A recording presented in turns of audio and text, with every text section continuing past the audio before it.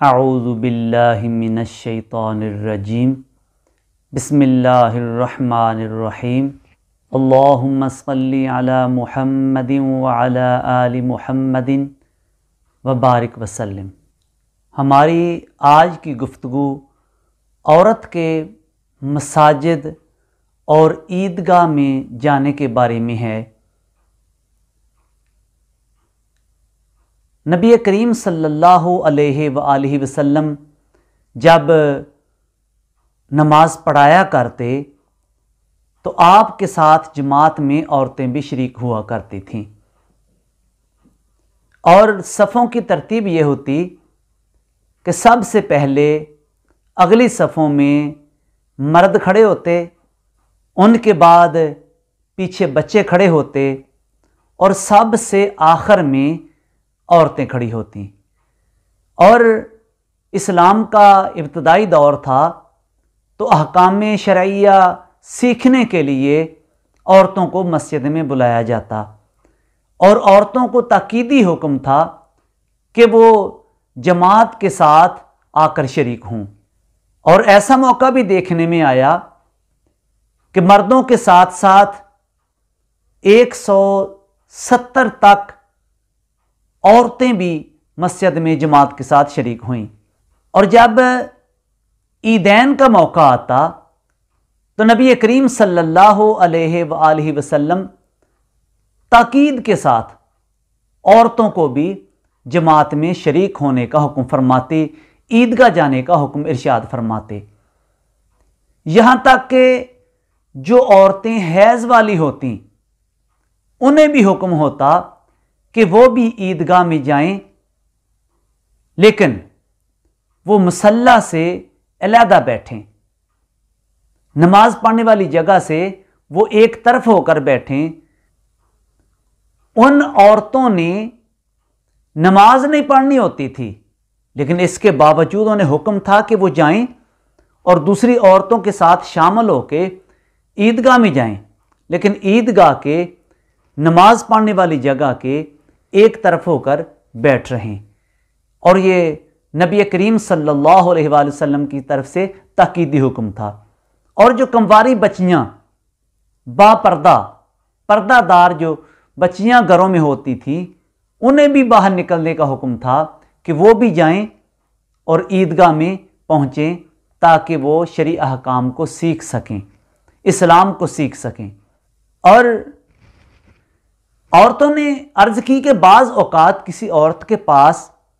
پردہ کرنے کے لیے چادر نہیں ہوتی،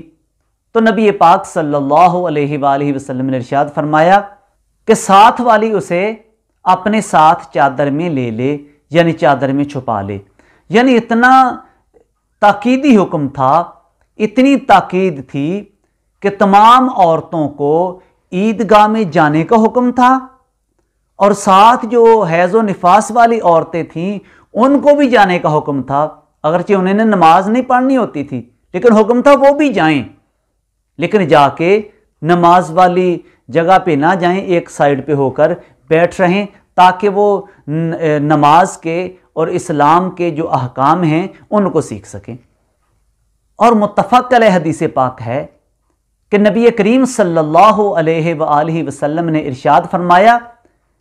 کہ اللہ کی بندیوں کو مسجدوں میں جانے سے نہ روکو۔ اور حضرت عاتقہ رضی اللہ تعالی عنہ نے حضرت عمر رضی اللہ تعالی عنہ سے اس شرط پر نکاح کیا تھا کہ وہ انہیں مسجد میں جانے سے نہیں روکیں گے۔ یعنی احکام شرعیہ سیکھنے کے لیے عورتوں کو تاکید کر کے مساجد میں لے جایا جاتا، عیدگاہ میں لے جایا جاتا تاکہ وہ مسجدوں میں آئیں اور نبی کریم صلی اللہ علیہ وآلہ وسلم سے شریعت کے احکام سیکھیں۔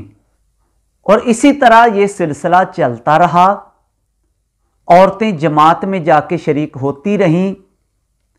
حضرت ابو بکر صدیق رضی اللہ تعالی عنہ خلیفہ بنے، پھر بھی یہ سلسلہ اسی طرح چلتا رہا، لیکن جب حضرت عمر فاروق رضی اللہ تعالی عنہ خلیفہ بنے تو آپ نے عورتوں کو مساجد میں جانے سے منع فرما دیا، جماعت میں شریک ہونے سے منع فرما دیا۔ اب عورتیں نبی پاک صلی اللہ علیہ وآلہ وسلم کے ساتھ نماز پڑھتی آئی تھیں، وہ جماعت میں شریک ہوتی رہی تھیں، نبی کریم صلی اللہ علیہ وآلہ وسلم کے ساتھ جماعت کے ساتھ جنہوں نے نبی کریم صلی اللہ علیہ وآلہ وسلم کے پیچھے نمازیں پڑھی تھیں، ان کو یہ عجیب بات لگی کہ نبی کریم صلی اللہ علیہ وآلہ وسلم نے منع نہیں کیا، عورتوں کو تاکیداً بلایا، اور حضرت عمر فاروق رضی اللہ تعالی عنہ نے منع فرما دیا۔ تو وہ عورتیں یہ شکایت لے کے حضرت سیدہ عائشہ صدیقہ رضی اللہ تعالی عنہا کے پاس گئیں اور جا کر عرض کی، تو حضرت سیدہ عائشہ صدیقہ رضی اللہ تعالی عنہا نے فرمایا کہ جن حالات کا مشاہدہ حضرت عمر رضی اللہ تعالی عنہ نے فرمایا ہے، اگر یہی حالات نبی پاک صلی اللہ علیہ وآلہ وسلم کے زمانے میں پیدا ہو جاتے اور آپ ان حالات کو مشاہدہ فرماتے تو آپ بھی عورتوں کو مساجد میں جانے سے منع فرما دیتے۔ تو اس طرح عورتوں کو مسجدوں میں جانے سے منع کر دیا گیا۔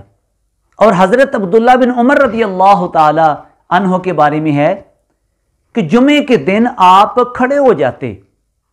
اور کینکریاں مار مار کر عورتوں کو مسجد سے نکالتے۔ اور متفق علیہ حدیث پاک ہے، حضرت سیدہ عائشہ صدیقہ رضی اللہ تعالی عنہا فرماتی ہیں کہ اگر نبی کریم صلی اللہ علیہ وآلہ وسلم ملاحظہ فرماتے جو باتیں عورتوں نے اب پیدا کر لی ہیں تو ضرور انہیں مسجدوں میں جانے سے منع فرما دیتے، جیسے کہ بنی اسرائیل کی عورتوں کو منع کر دیا گیا تھا۔ حضرت عاتقہ رضی اللہ تعالی عنہا، یہ حضرت زبیر رضی اللہ تعالی عنہ کی بیوی تھی، تو وہ نماز پڑھنے کے لیے جماعت کے ساتھ شامل ہونے کے لیے وہ مسجد جاتی۔ حضرت زبیر رضی اللہ تعالی عنہ منع فرماتے کہ جماعت کے ساتھ شامل ہونے کے لیے نہ جاؤ، وہ باز نہ آتی، اور کیونکہ انہوں نے پہلے نمازیں پڑھی تھی جماعت کے ساتھ، نبی کریم صلی اللہ علیہ وآلہ وسلم کے پیچھے جماعت کے ساتھ نمازیں ادا کی تھیں، تو وہ جماعت میں شریک ہونے کے لیے چلی جاتی۔ ایک دفعہ انہوں نے حضرت عاتقہ کو مسجد سے روکنے کے لیے یہ طریقہ کار اختیار کیا کہ اندھیری رات تھی تو آپ رستے میں چھپ کے بیٹھ گئے۔ تو جب حضرت عاتقہ رضی اللہ تعالی عنہا وہاں سے نماز پڑھنے کے لیے گزری تو آپ چپ کے پیچھے سے جا کر آپ نے ان کے سر پر ہاتھ مارا۔ تو حضرت عاتقہ رضی اللہ تعالی عنہا نے کہا انا للہ فساد الناس، کہ ہم اللہ کے لیے ہیں، لوگوں میں فساد آ گیا۔ پھر آپ وہیں سے مڑی اور واپسی اپنے گھر چلی گئیں، اور پھر آپ کا جنازہ ہی اپنے گھر سے نکلا۔ اور حضرت حسن بصری رضی اللہ تعالی عنہ سے پوچھا گیا کہ ایک عورت بصرہ کی جامع مسجد میں جماعت کے ساتھ جا کر وہ نماز جمعہ ادا کرتی ہے، تو حضرت حسن بصری رضی اللہ تعالی عنہ نے فرمایا اگر حضرت عمر فاروق رضی اللہ تعالی عنہ ہوتے تو اس عورت کا سر پھوڑ دیتے۔ اور حضرت عبداللہ بن مسعود رضی اللہ تعالی عنہ سے مسجد میں جمعہ پڑھنے کے بارے میں سوال کیا گیا تو حضرت عبداللہ بن مسعود رضی اللہ تعالی عنہ نے عورتوں سے فرمایا کہ تمہارا گھر میں نماز پڑھنا یہ مسجد میں نماز پڑھنے سے افضل ہے۔ اور حضرت عبداللہ بن مسعود رضی اللہ تعالی عنہ فرماتے ہیں کہ عورت کا گھر کے صحن میں نماز پڑھنے سے اس کا چھت کے نیچے نماز پڑھنا یہ بہتر ہے، اور بالکل گھر کے پچھلے کمرے میں، گھر کی کوٹھری میں نماز پڑھنا یہ اس کا چھت کے نیچے نماز پڑھنے سے بھی زیادہ بہتر ہے۔ یعنی عورت اپنے آپ کو چھپا کے پردے میں نماز ادا کرے گی۔ تو جب عورتوں کو حضرت عمر فاروق رضی اللہ تعالی عنہ نے مساجد میں جانے سے منع کر دیا، تو آج کوئی بندہ یہ کہہ کر عورتوں کو مسجد میں نہیں لے جا سکتا کہ نبی کریم صلی اللہ علیہ وآلہ وسلم کے پیچھے عورتیں نماز پڑھنے کے لیے جاتی تھیں۔ ہاں جاتی تھیں، اس وقت حالات اور تھے، اس وقت پرہیزگاری، تقوی، اور سامنے رسول کریم صلی اللہ علیہ وآلہ وسلم کھڑے ہوتے تھے۔ نبی کریم صلی اللہ علیہ وآلہ وسلم کی آنکھوں کے سامنے یہ نماز ادا کی جاتی تھی۔ تو جب بعد میں حالات بدل گئے تو حضرت عمر فاروق رضی اللہ تعالی عنہ سے بڑھ کر بھی کوئی صاحب بصیرت ہو سکتا ہے؟ جب آپ نے منع کر دیا تو پھر اب عورتوں کے لیے بہتری اسی میں ہے، بہتر یہی ہے کہ عورت جو 5 وقت کی نماز ہے وہ بھی گھر میں ادا کریں، یہ ان کے لیے افضل طریقہ ہے۔ جمعۃ المبارک کی نماز بھی عورتیں اپنے گھر میں ادا کریں، عیدین کی نمازیں بھی اپنے گھر میں ادا کریں۔ بے شک رسول اللہ صلی اللہ علیہ وآلہ وسلم نے ابتدائی اسلام میں عورتوں کو عیدین کے لیے، جمعہ کے لیے، نمازوں کے لیے نکلنے کا حکم دیا تھا، لیکن بعد میں جب منع کر دیا گیا تو پھر عورتوں کو بھی اس چیز سے رک جانا چاہیے اور اللہ تبارک و تعالیٰ کے اس ارشاد پر عمل کرنا چاہیے کہ وقرنا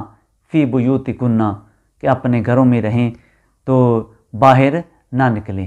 تو اس لیے ہمیں بھی جو موجودہ طریقہ کار ہے، جو احادیث سے ثابت ہے، اس کے مطابق عورتوں کو گھروں میں اپنی نمازیں ادا کرنی چاہیے اور مردوں کے ساتھ جا کے باہر مساجد میں شریک نہیں ہونا چاہیے۔ بعض لوگوں نے یہ اہتمام کیا ہے